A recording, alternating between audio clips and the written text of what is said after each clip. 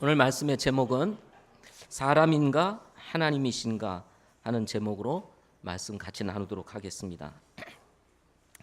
하나님의 말씀이 선포되어질 때 항상 두 가지 반응이 나타나게 됩니다. 하나는 예수님을 믿게 되는 반응과 하나는 여전히 마음을 닫고 예수님을 믿지 않는 반응입니다. 우리 주님께서 말씀하시기를 귀 있는 자는 들을지어다 라는 말씀과 같이 들을 수 있는 귀가 있는 사람이 있는가 하면 듣지 않는 귀를 가지고 있는 사람들이 있기 때문입니다.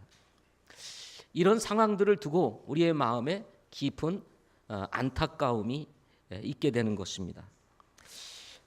믿을 수 있는 기회를 놓친다는 것은 사람이 이 땅에서 누릴 수 있는 최고의 행복과 최고의 기쁨을 잃어버리는 것과 같은 것이기 때문에 그렇습니다. 어제 저는 저희 아버지와 어머니 산소를 거의 돌아가신 이후로 제가 한두 번 정도 가보고 한 번도 찾아뵙지를 못했습니다. 그런데 아버지 어머니 산소를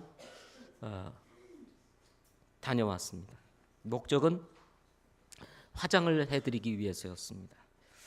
부모님의 유고를 수습하는 사람들을 통해서 부모님의 유고를 바라보면서 생각이 많이 깊어졌습니다.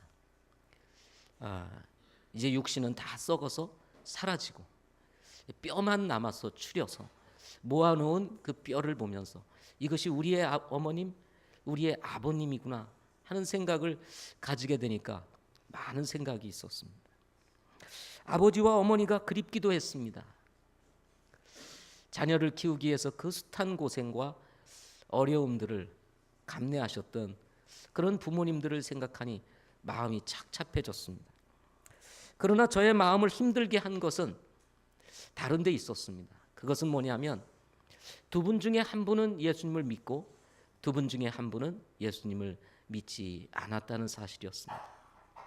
세월이 흘러 이미 땅에 묻히셨던 두 분의 유골은 똑같이 이제 뼈만 앙상하게 남아있지만 그분의 영혼은 서로 다른 길로 가 있다는 사실이 못내 다시 슬픔으로 저에게 다가왔습니다. 세상에서 이산가족이 되는 것도 가슴 아픈 일이지만 영원한 이산가족이 된다는 것은 정말 한 가정의 비극이라는 생각을 가지게 되었습니다. 이런 비극을 이 땅에서 경험해야 하는 이유를 두고 질문을 던진다면 아마도 오늘 주제와 같은 말씀이 아닐까 하는 것입니다. 사람인가 하나님인가 하는 것입니다. 사람을 기쁘게 할 것인가 하나님을 기쁘게 할 것인가, 사람을 따를 것인가 하나님을 따를 것인가, 사람의 칭찬을 기대할 것인가 아니면 하나님의 칭찬을 기대할 것인가, 어디에 초점을 맞추며 살 것인가 하는 문제라는 것입니다. 오늘 말씀에 유대인들 지도자들이 예수님께서 행하신 많은 기적들을 보고 믿지 않았다고 37절에서 말씀하고 있습니다. 믿지 아니하였으니 라고 말씀하고 있습니다. 당시 유대인들은 백성이나 지도자들이라고 지도자들이나 할 것 없이 모두 영적으로 눈이 멀어 있었고 마음은 강팍하여 굳게 닫혀 있었습니다. 40절 말씀에 보면 이사야가 대언했던 그대로 유대인들의 영적인 상태는 영적으로 완전히 소경이었고 그리고 마음은 강팍하여 굳게 닫혀 있었다는 사실이었습니다. 그럼에도 불구하고 우두머리 지도자들 가운데에서 많은 사람들이 예수님을 믿었다고 42절에서 오늘 읽었던 본문 말씀에서 기록하고 있습니다. 이것은 당시 상황에서 볼 때에는 기적 같은 일이었습니다. 당시 유대의 사회는 그야말로 예수님에 대하여 굳게 닫혀 있었습니다. 예수님께서 말씀을 선포하시고 수많은 무리들이 따랐지만 특별히 지도자들은 예수님을 향하여 마음을 굳게 닫고 있었습니다. 이런 상황 가운데에서 우두머리 통치자들이 그 마음을 열고 예수님을 믿었다는 일은 그야말로 기적 같은 사건이었다는 것입니다. 그러나 문제는 그들이 예수님을 믿기는 믿되 바리새인들로 인해서 회당에서 쫓겨날까 염려하여 예수님을 입으로 시인하지 못하였다라는 말씀이 본문에 기록하고 있다는 것입니다. 예수님을 믿기는 믿되 바리새인들로 인해서 회당에서 쫓겨날까 염려하여 예수님을 입으로 시인하지 못하였더라. 그야말로 안타까운 이야기가 본문에 기록되고 있습니다. 예수님은 그 이유를 침착하게 그리고 조용히 말씀하십니다. 그들이 사람들의 칭찬을 하나님의 칭찬보다 더 사랑하였기 때문이더라 하고 말씀하시는 것입니다. 사람의 칭찬, 하나님의 칭찬, 어디에 초점을 맞추느냐에 따라서 신앙의 향방이 갈린다는 사실을 오늘 본문 말씀을 통해서 우리에게 주고 있는 것입니다. 예수님께서 이 말씀을 굳이 두 구절로 요약하여 이 본문에 기록하고 있는 이유가 무엇일까요? 짧은 두 구절. 이런 일은 당시 유대 사회에서뿐만 아니라 우리가 살고 있는 지금 이 사회에서도 우리들 가운데서 빈번하게 일어나고 있기 때문일 것입니다. 내가 아직도 사람을 기쁘게 한다면 결코 그리스도의 종이 아니라고 고백했던 바울의 고백이 다시 새삼 우리의 마음속에 다가오는 그런 말씀이라고 할 수가 있습니다. 바울은 사람을 기쁘게 한다면 나는 그리스도의 종이 아니다, 이렇게 담대히 외쳤건만 여전히 우리가 이 땅에 살아가면서 우리는 여기 통치자 그리고 이 우두머리였던 이 치리자들과 같이 사람이 두려워서, 세상이 두려워서 주님 앞에 우리가 주님을 시인하지 못하는, 그리스도를 부인하는 이런 일들이 종종 일어나고 있기 때문인 것입니다. 물론 이 말씀은 구원을 잃어버렸다는 것은 아닙니다. 그리스도인으로서의 신분의 가치를 드러내지 못한다는 아쉬움을 남기는 그런 말씀인 것입니다. 사람을 기쁘게 하는 것은 그리스도인들의 삶의 방향이 아니기 때문에 그렇습니다. 문제는 몰라서일까요? 아닙니다. 이들은 충분히 이 사실이 잘못됐다는 사실을 알고 있었을 것입니다. 바리새인들 앞에서, 그리고 그 누구 앞에서든 당당히 예수 그리스도는 나의 주님이시요 그분이 하나님이시라는 것을 선포해야 된다는 사실을 왜 그들이 몰랐을까요? 그만큼 사람이 사는 세상에서 그리스도인으로 드러내기, 그리고 그리스도인으로서 우리가 예수 그리스도를 시인한다는 것은 결코 쉽지 않은 일이라는 사실을 우리는 본문을 통해서 배우게 되는 것입니다. 세상의 권위가 그렇고 왕따에 대한 두려움도 만만치 않을 뿐만 아니라 주류 사회에 머물고 싶은 인간적인 욕망 또한 크기 때문일 것이라는 사실을 우리는 본문의 말씀을 통해서 짐작할 수가 있는 것입니다.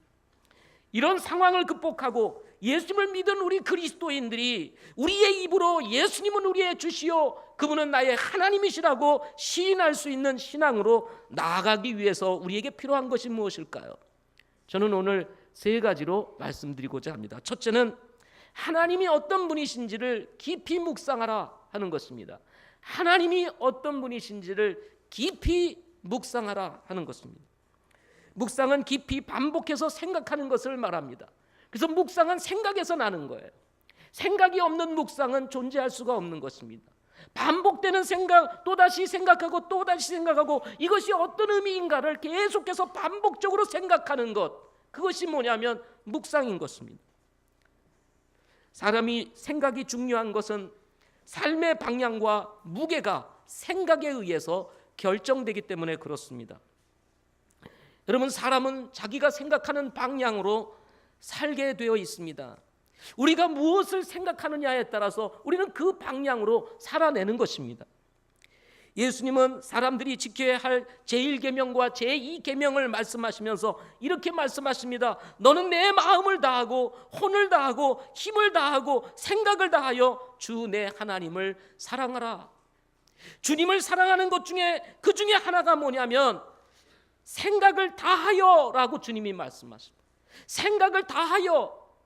우리의 생각이 어떠냐에 따라서 주님에 대한 우리의 사랑이 달라질 수 있기 때문에 주님은 생각을 다하여 주 내 하나님을 사랑하라 하고 말씀하시는 것입니다. 생각이 우리의 삶을 결정하고 생각이 우리의 삶의 방향을 결정하기 때문인 것입니다.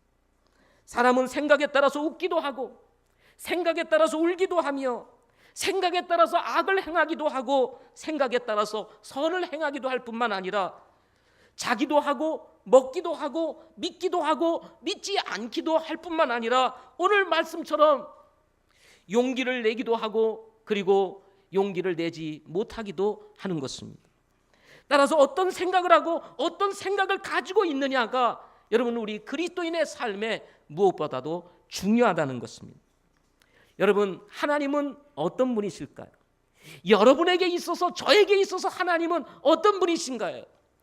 우리가 알고 있는 하나님, 지적인 하나님, 우리가 생각하고 있는, 우리가 알고 있는 지식적 하나님, 그 하나님이 아니라 실제로 여러분과 나에게 있어서의 하나님은 어떤 하나님이신가 하는 것입니다.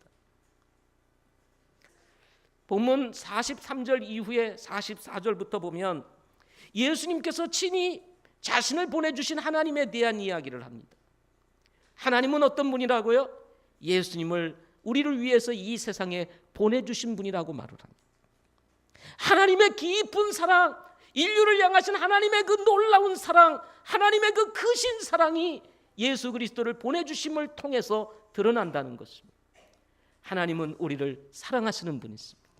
자신의 아들 독생자 예수 그리스도를 우리를 위해서 이 땅에 보내주실 정도로 크게 우리를 사랑하시는 분, 아가페적으로 우리를 사랑하시는 분, 그분이 누굽니까?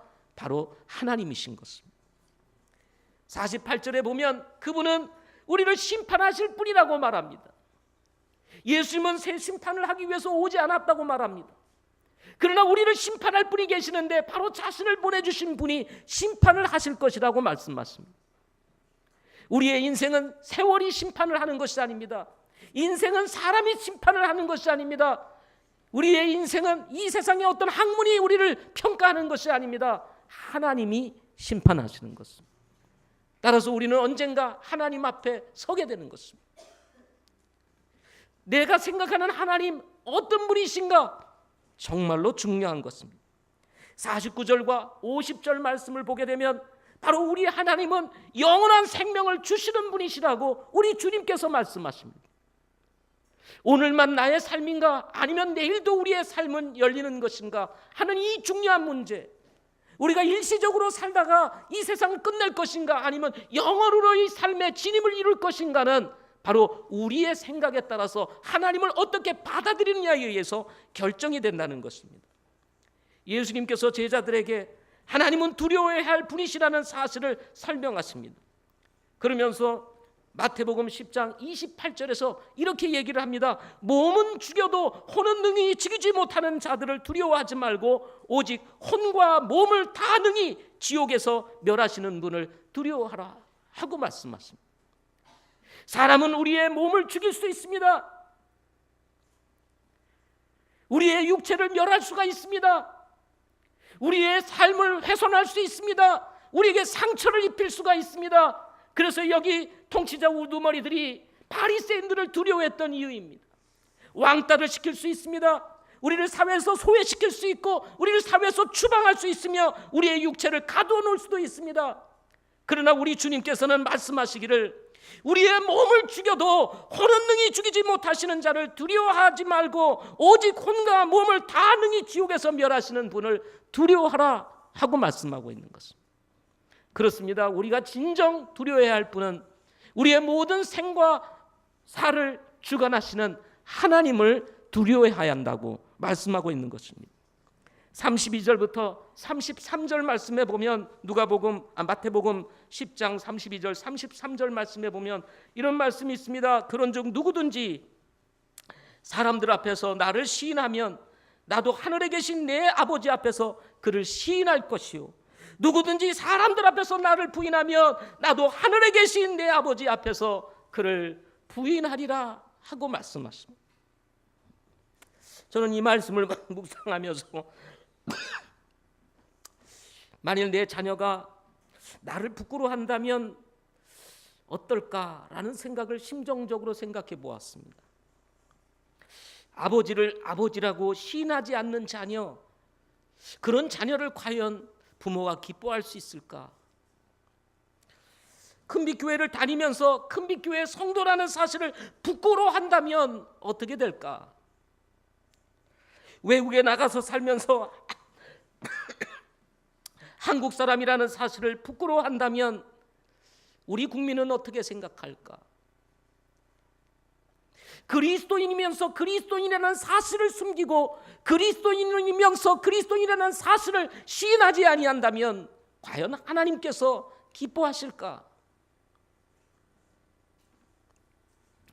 열왕기상 18장 21절부터 40절 말씀에 보면 엘리야가 850명의 바알의 그 대제사장들과 아세라의 그 대언자들과 함께 갈멜산에서 제단을 쌓고 기도의 전쟁을 벌이는 이야기가 기록되어 있습니다.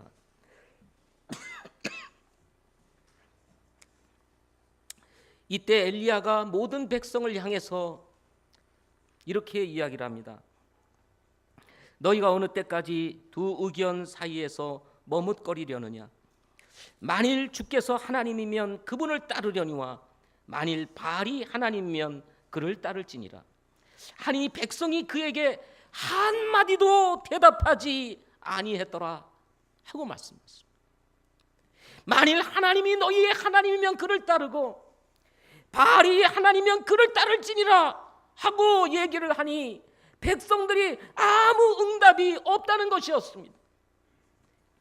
하나님의 선택한 백성이었습니다. 그들은 오랫동안 하나님께서 행하시는 이적들을 경험했던 살아있는 백성들이었습니다. 하나님이 어떤 분이신지 누구보다 잘 알고 있었던 이 이스라엘 백성들이 바알 선지자들 앞에서 바알 대언자들 앞에서 엘리야의 목소리를 듣지 아니하고 아무도 응답하는 사람들이 없었다고 말씀하는 것입니다. 이러한 백성들의 반응을 보면서 엘리야는 그 다음 구절에 이렇게 고백합니다.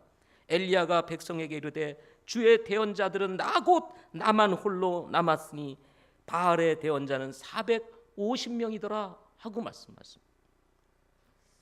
홀로 외로이 갈멜산에서 하나님을 바라보고 있는 엘리야를 우리는 이곳에서 만나게 되는 것입니다. 여러분, 혹시 이 땅을 살아가면서 엘리야와 같이 여러분 홀로 하나님 앞에 서 있는 듯한 그런 영적인 느낌을 가지시는 분들이 계십니까? 수없이 많은 사람들이 이 세상을 쫓아가고 이 세상의 배후에 존재하고 있는 사단을 쫓아가며 거기에 사람들이 줄을 잇고 있는 이 상황 속에서 오직 나 혼자만이 하나님 편에 서서 하나님을 바라보고 있는 듯한 이런 영적인 느낌을 여러분 받아보신 적이 있으세요? 우리는 엘리야를 통해서 우리는 어떤 상황, 어떤 어려움, 그리고 어떤 사람들이 우리를 두르고 있다 할지라도 우리는 하나님을 바라봐야 한다는 사실을 우리는 이 말씀을 통해서 배우게 되는 것입니다. 다수가 중요한 것이 아니라 확신이 중요한 것입니다. 사실이 중요한 것입니다. 결국은 어떻게 되었습니까? 하나님께서는 다수의 손을 들어준 것이 아니라 살아계신 하나님을 믿고 의지했던 엘리야의 손을 들어주셨다는 것입니다. 백성들은 엘리야의 하나님이 어떤 하나님이신지를 비로소 알게 되었고 그때서야 백성들이 하나님 편에 서고 엘리야에게 다가왔던 사실을 이후에 있는 말씀들을 보게 되면 알게 되는 것입니다. 저는 이 말씀을 읽을 때마다 아쉬운 점이 한 가지 있었습니다. 그것이 뭐냐면 엘리야가 이 기도 전쟁을 벌이기 전에 백성들을 향해서 외쳤던 내용입니다. 만일 하나님이면 그분을 따르려니와 바알이 하나님이면 그를 따를지리라 할 때 이 중에 몇 사람이라도 내가 따르겠나이다 하고 나왔더라면 아무도 나오지를 않는 거예요. 아무도 응답하는 사람이 없었습니다.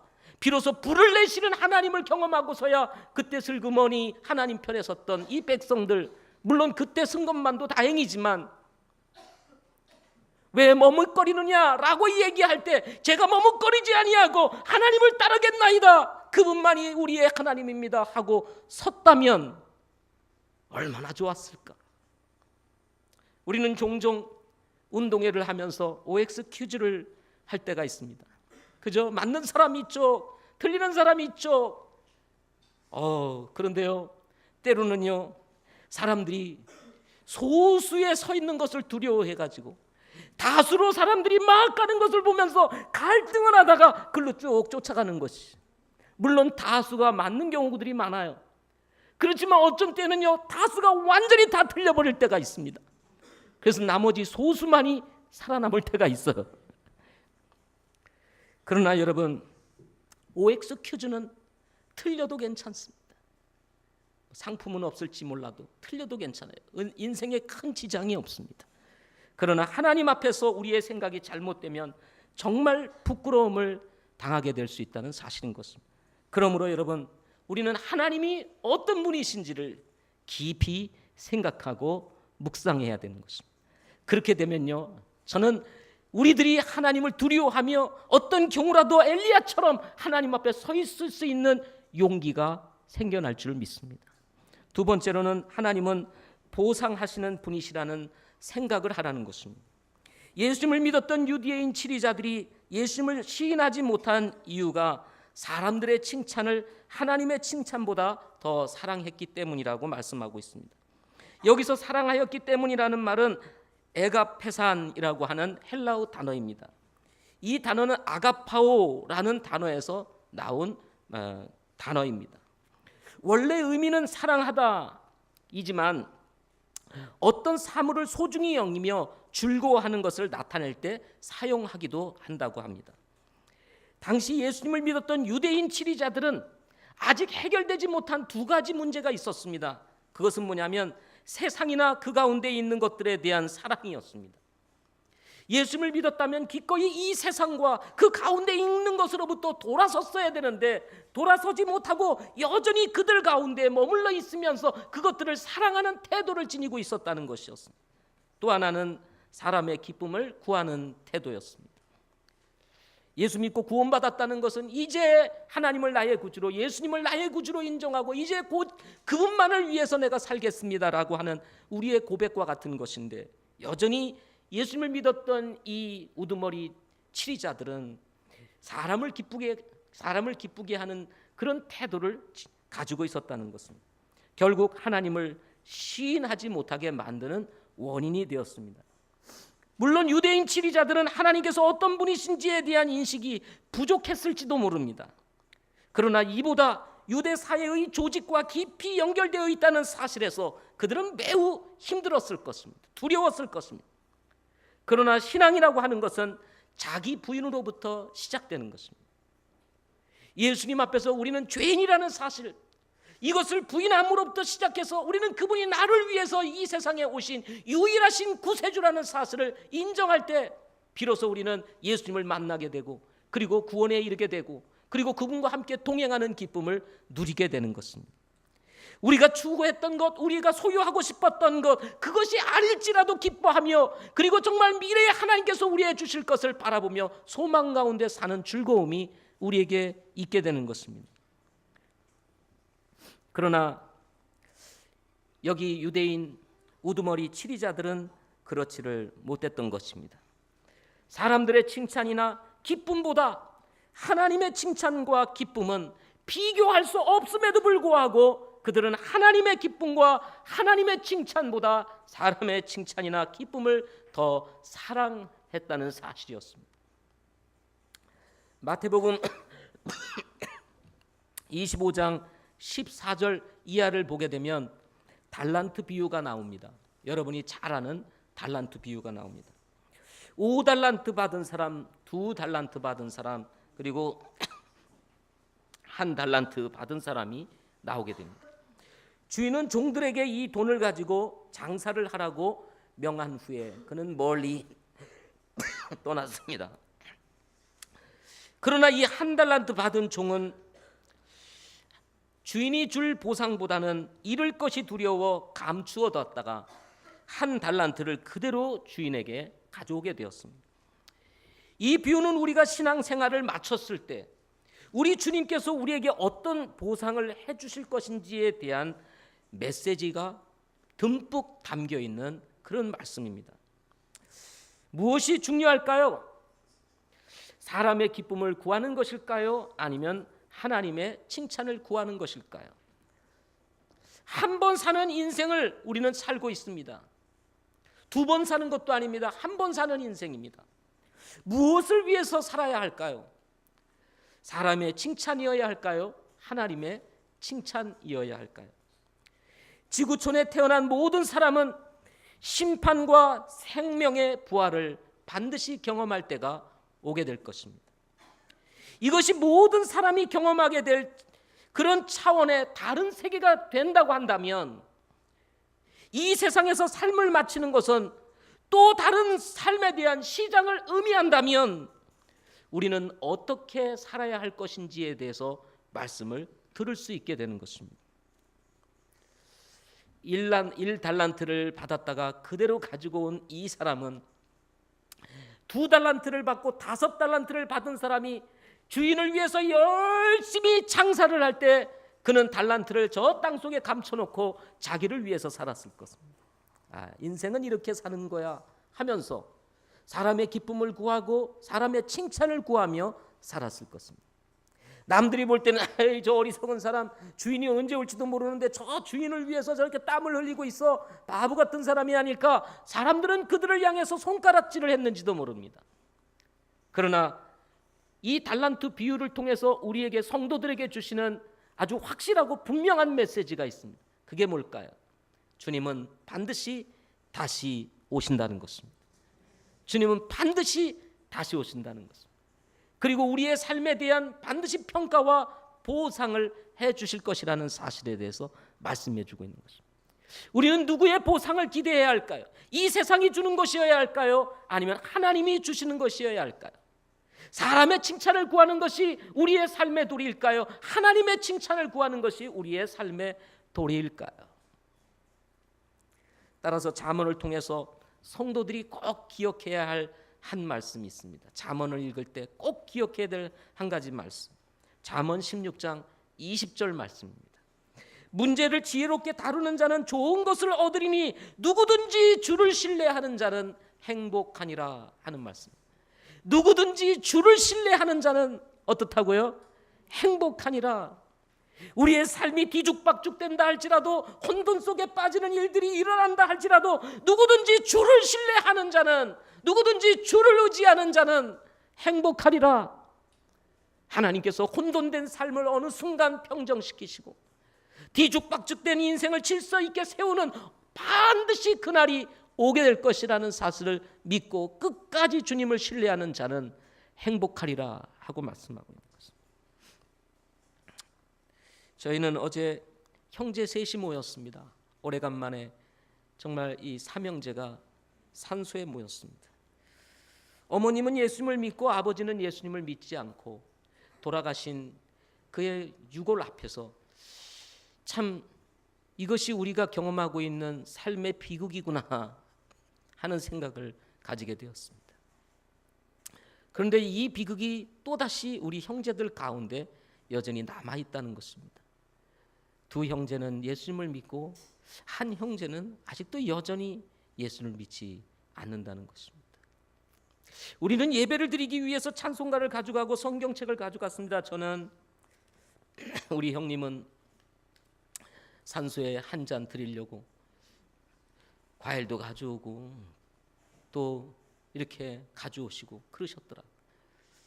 제가 예배합시다 하고 둘째 형님이 또 교회를 다니시니까 예배하자 그러니까 차마 말은 못하시고 같이 참여해서 찬송 부르시고, 그리고 아버님과 어머니의 이 문제를 두고 우리가 꼭 예수님을 믿어야 된다고 그렇게 얘기를 하니까 얼른 돌아서 가지고 그래, 그러고는 가방을 열고 술은 안 드리고 음료수라도 한 잔 드리자 그러고 드리더라고요. 여전히 한 가정 안에 이런 영적인 비극이 남아있다는 것입니다. 자칫 잘못하면 아무리 얘기를 해도 믿지 아니하게 된다면 어느 날 또 이 비극적인 만남을 우리는 가지게 된다는 사실. 따라서 우리는 기회가 주어질 때마다 하나님이 우리의 하나님이신 것을 분명히 시인해야 될 것입니다. 뿐만 아니라 우리는 그렇게 바라보면서 주님의 보상을 기대하면서 살아내야 할 것입니다. 마지막 세 번째로 성도들은 세상의 비침을 기억해야 한다는 것입니다. 세상은 어둡고 그 어두움을 밝히는 빛은 바로 예수 그리스도입니다. 성도들은 마치 별들과 같이 빛이신 예수 그리스도의 빛을 받아 빛을 반사하는 작은 빛들입니다. 우리가 사는 어두운 세상에서 빛을 밝히는 작은 빛으로 우리는 살아가고 있는 것입니다. 예수님을 부끄러워하는 사람이어야 할까요? 아니면 그리스도인을 밝히는 사람이어야 할까요? 우리는 이 두 사이에서 때로는 머뭇거릴 때가 있습니다. 저는 여러분에게 말씀드리고 싶습니다. 물론 저에게도 던지는 메시지입니다. 주눅들지 말고 삽시다 하는 것입니다. 여러분, 주눅들지 맙시다. 아멘. 자, 옆에 있는 분에게 우리 주눅들지 말고 삽시다 하고 인사하겠습니다. 세상을 두려워하지 말고 주눅들지 말고 삽시다. 네. 예수 믿는 것이 부끄러운 일 아니잖아요. 이게 분명히 확실한 일이지 않습니까? 주눅들어야 할 이유가 전혀 없어요. 우리가 지금 잘 살고 있는 것입니다. 잘 가고 있는 것입니다. 그렇다면 여러분, 우리가 주눅들어야 될 이유가 뭐 있겠어요? 예수님께서 말씀하셨습니다. 담대하라, 내가 세상을 이기었노라 하고 말씀합니다. 담대하라, 내가 세상을 이기었노라. 이 세상의 유일한 희망은 그래서 그리스도인인 것입니다. 세상이 망하고 사는 것은 그리스도인의 삶의 태도에 달려있는 것입니다. 우리가 빛을 비치느냐 아니면 소금의 역할을 감당하느냐에 따라서 이 세상의 운명이 결정이 되는 거예요. 우리 주변의 이웃들의 삶이 결정이 되는 것입니다. 소돔과 고모라를 보십시오. 노아 홍수 때를 보십시오. 의인이 없어서 결국 멸망했던 소돔과 고모라, 그리고 노아 홍수를 보세요. 그러나 살아있는 그리스도인들, 빛을 밝히는 그리스도인이 있다면 하나님께서는 여전히 은혜를 베푸시고 이 은혜의 기간을 연장시키며 영혼들을 구원하시고자 하시는 하나님의 계획이 있게 될 것이라는 사실입니다. 이 세상은 점점 소돔과 고모라와 같이 변해가고 있습니다. 소금과 빛으로 살아가는 성도들의 삶에 이 세상의 운명이 결정이 되어 있다면 여러분, 우리의 신분인 그리스도인으로서의 이 빛의 역할을 다해야 될 것입니다. 빛을 감추고 살면 되겠어요? 빛은 밝혀야 되는 것이지, 여러분, 이것을 감추고 산다면 그 빛은 의미가 없는 것입니다. 그러므로 여러분, 사람들 앞에서 어떤 사람이든지 간에 여러분들이 그리스도인이라는 사실을 분명하게 밝힐 수 있기를 바랍니다. 그리스도인이세요? 네, 뭐 그렇지요. 이게 아니라 그리스도인이세요? 그러면 어떻게 해야 됩니까? 네, 저는 그리스도인입니다. 예수 믿는 것 같아요. 그러면 어떻게 됩니까? 그냥 우물쭈물하고 넘어가는 것이 아니라, 아니 어떻게 하셨어요? 하면서 사람 볼 줄 아네? 막 이러면서, 당신도 예수님이 필요하지 않으세요? 우리가 일부러 나는 그리스도인이에요, 나는 그리스도인이라고 밝히고 달 필요는 없습니다. 그러나 누군가가 나에게 물어본다면, 예, 나는 그리스도인입니다, 주저없이 말할 수 있는 그런 용기가 우리에게 있어야 되지 않겠습니까?